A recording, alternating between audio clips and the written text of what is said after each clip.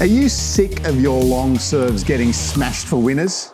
So, Alois, the long serve can be really effective, but you've got to use it wisely. Otherwise, you're going to be facing some pretty strong attacks. Yeah, that's right. So a couple of things with that long serve, as you say, you've got to use it wisely. Wisely means using it sparingly. So if you're serving long all the time to your opponent, then they can just stand there and be ready to really tee off on the return. Yeah. And it's an important tactic, isn't it? You should be serving some serves long, and if your opponent's struggling with it, you can, serve more long, but yeah, you don't use it all the time. Correct.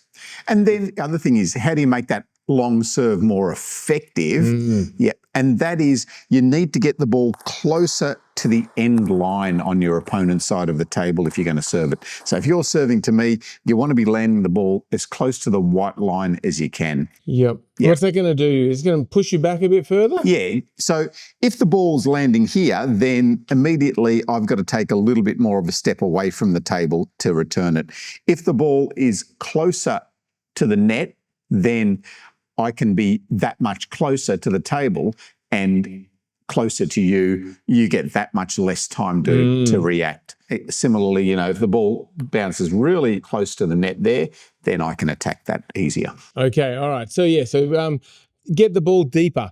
Now, also I imagine that just the plain topspin serve, people get used to that as well. So you need some variation of your spin as well? Yeah. So that plain topspin serve is really good to start off with. And when you start out playing table tennis, start out in a club, that's great because you're starting to get that ball low and fast. It can be quite effective, but pretty soon, as you said, we're going to need to start to add some variations. And it doesn't need to be much, but as soon as you start to add a little bit of side spin to the serve and a bit of variation, then it adds a whole lot of complexity to your opponent.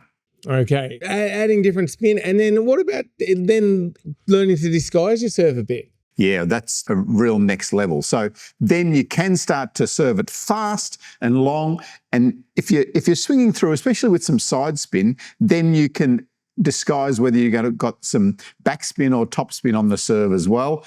Again, adds complexity, makes it harder. That's what you're looking for. Make it as difficult as possible for the returner. And that's why if you're serving that flat topspin serve to start off with, good, but you need to start to increase that level of complexity to your serve as soon as you can. Yeah, okay. And so we talked about the long serve, but having a good short serve can also make your longer serves more effective. So I guess, I see a lot of top players, they'll do this short topspin serve and then be ready to attack because they know their opponent's going to flick it.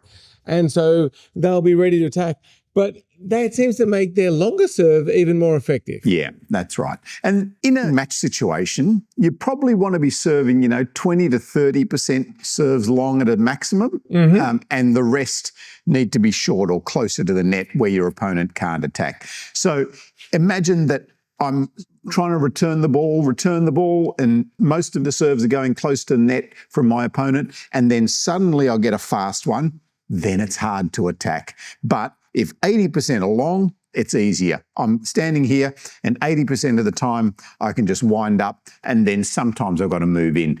So change that whole dynamic of your serve.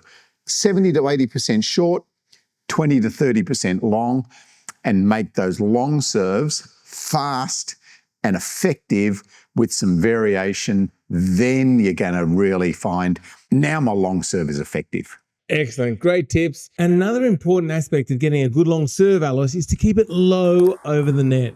Yes. So by keeping it low, again, it cuts down the possibilities for your opponent to make an attacking shot. So if the ball's up high, it's easier for them to attack. The other factor there is if you're keeping the ball fast and low, it cuts down the time by a lot, and you can get the ball a lot faster by keeping it low. As soon as the ball goes up a bit higher over the net, then it has to be slower. So keep it low, keep it fast. Thanks for watching, and good luck with your long serving. Make sure to check out the Ping Skills website. We've got heaps of step-by-step tutorials, expert tips, training plans. Plus, if you've got a table tennis question, you can ask it right there on the site, pingskills.com.